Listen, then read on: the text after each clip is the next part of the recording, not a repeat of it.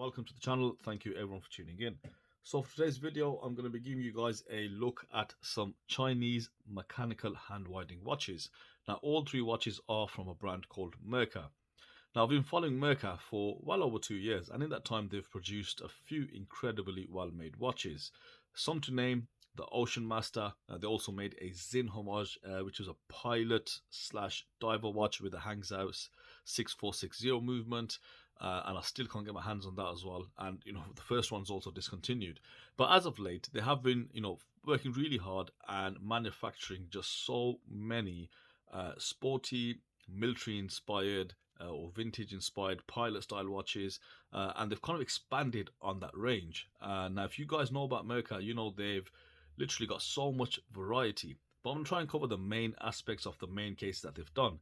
I have reviewed one of these watches already in the past, and I actually bought myself another one because I did end up breaking that. So in this video, I'm going to introduce you guys to the broader range, which actually is not visible on Aliexpress. You'll have to go to the website, so I'll give you a quick tour of the website showing you all the different variants they have. I'm also going to concentrate a bit more on the movement and the fact that I've got three watches which use the same movement effectively. I can put them all in the Timegrapher and kind of gauge them a bit better. Now with this particular range, Merkur have got very similar dimensions. They're all around 38 millimeters, all around the 44 to 45 millimeter mark in terms of log to lug, and they all vary between 11.5 to 12.5 millimeter thickness.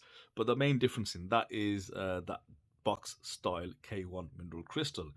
Now all the watches are also spec'd the same: stainless steel, K1 bubble mineral glass, or flat crystal, or domed, whichever one they go for depending on the style.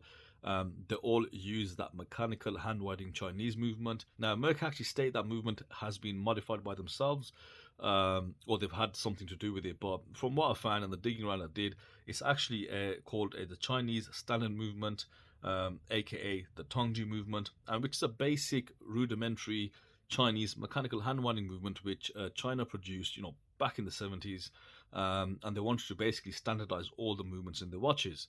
So through this review, one of my main focus is going to be checking how good the movement is.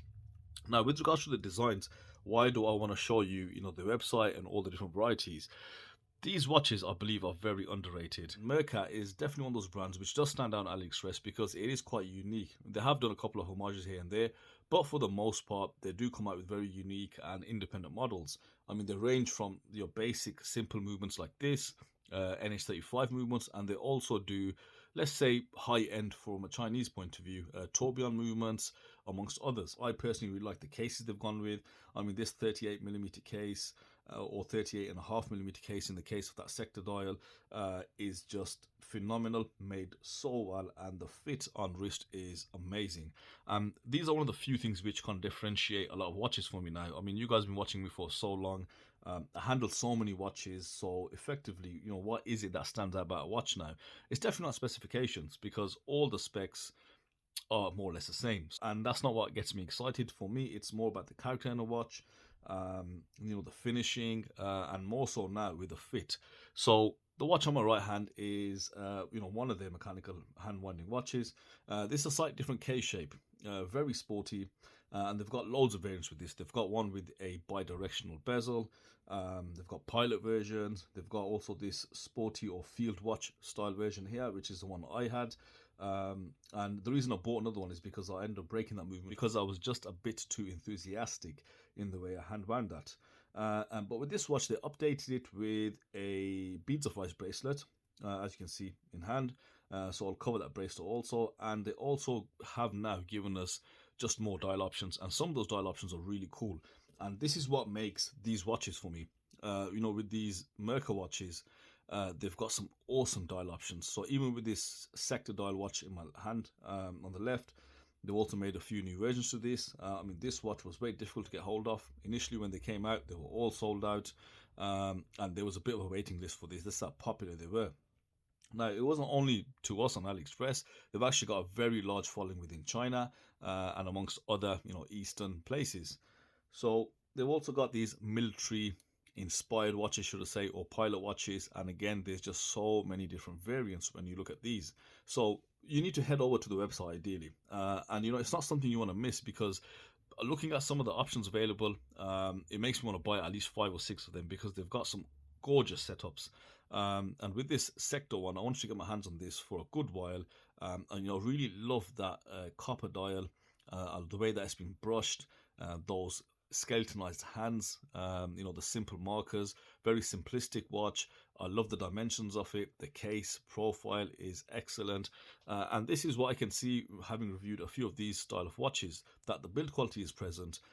They really do finish off cases quite well, and they are actually quite different. They've got subtle differences. So with this particular one, the crown is different, and they've brushed that fixed bezel. Now, if you look at this military one, again, same case, different crown, and a fully polished bezel. So they're not just recycling the cases, I believe. They are making slight changes.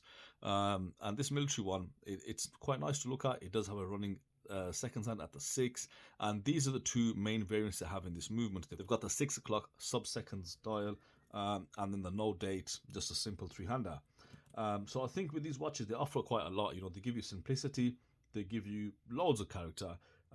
These are actual proper Chinese watches as well, and you also get that classical mechanical hand winding movement, which a lot of guys are also after. Specs wise, they use K1 mineral glass, which is more durable than acrylic, but obviously not as durable as sapphire. But I've got no issues with that. I'm more than happy with that.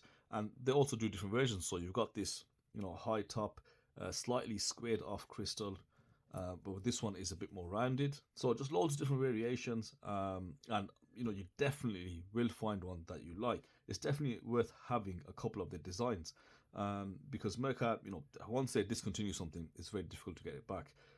With regards to this particular case, this one, which is a bit more feel like, look at the lugs, very smooth and soft brushing, drill lugs as well, decent case back.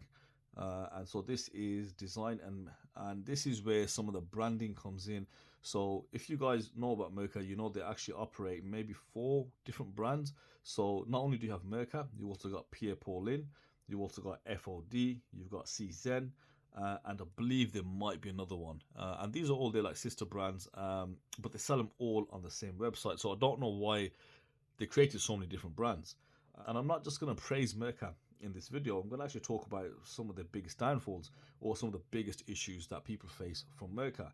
One of the most silliest issues that you're going to face when you deal with Merkur is they apparently send the wrong watches to people, right?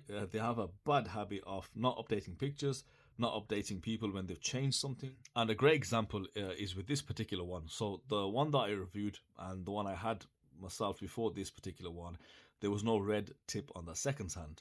And I really like this watch, so I wanted to get myself another one. And when I purchased this, the images still showed a silver seconds hand, but when it arrived, I saw this red tip. Now luckily for me, I quite like that change, but if it was something which I didn't like, I'd be very annoyed. No information, again, different from pictures. And if you look at some of the feedback on Aliexpress on a lot of their watches, it's a very common comment to see that I ordered this watch, but they gave me another one. I ordered this version, but they gave me another one. So it seems like Merkur just pack and ship whatever comes to hand, which is very annoying. And that is something I've never understood about Merkur. I mean, there's a whole side of Merkur which I don't really get. Moving on to the second point is the customer service.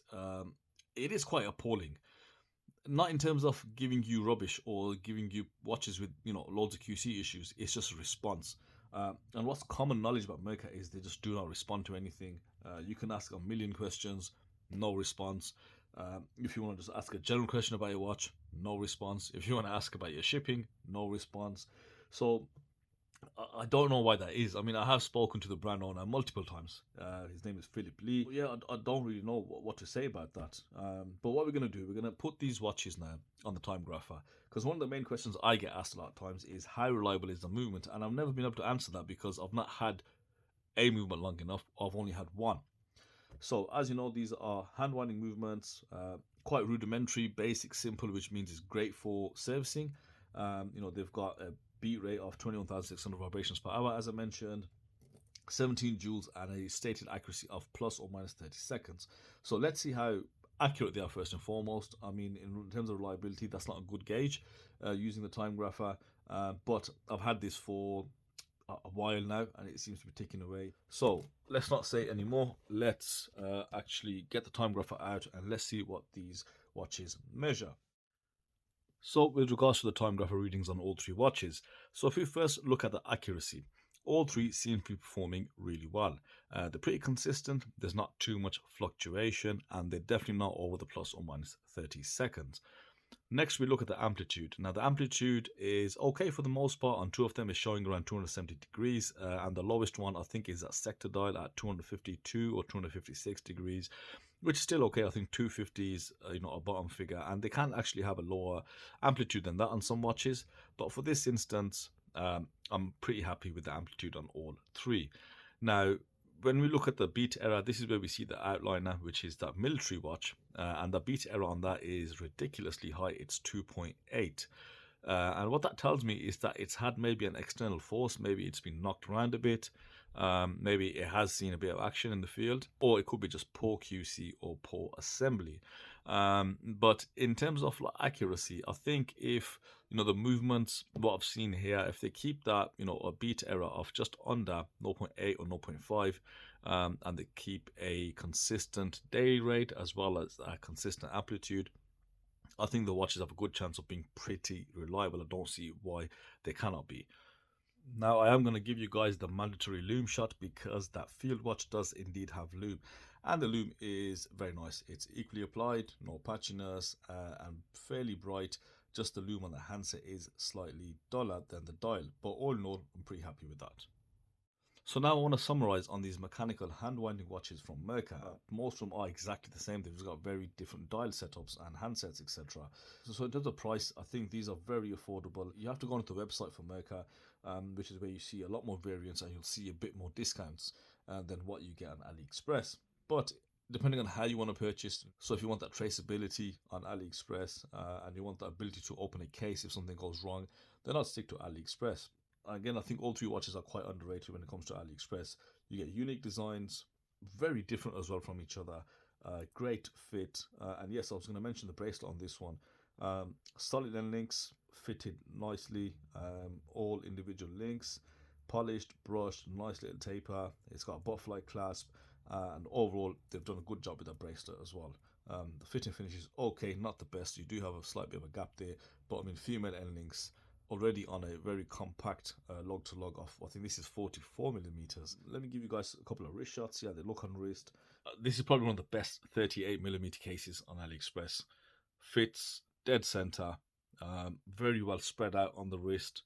The bracelet's gorgeous, fits extremely well. I like the butterfly clasp on this because it just makes it a bit seamless. Great use of brushing and polishing in the right places. Love the broad handset, so that's a very good fit.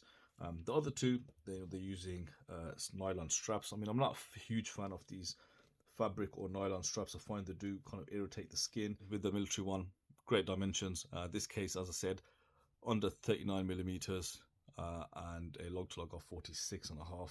So fits great, great weight as well. And I like that, very tool watch aesthetic.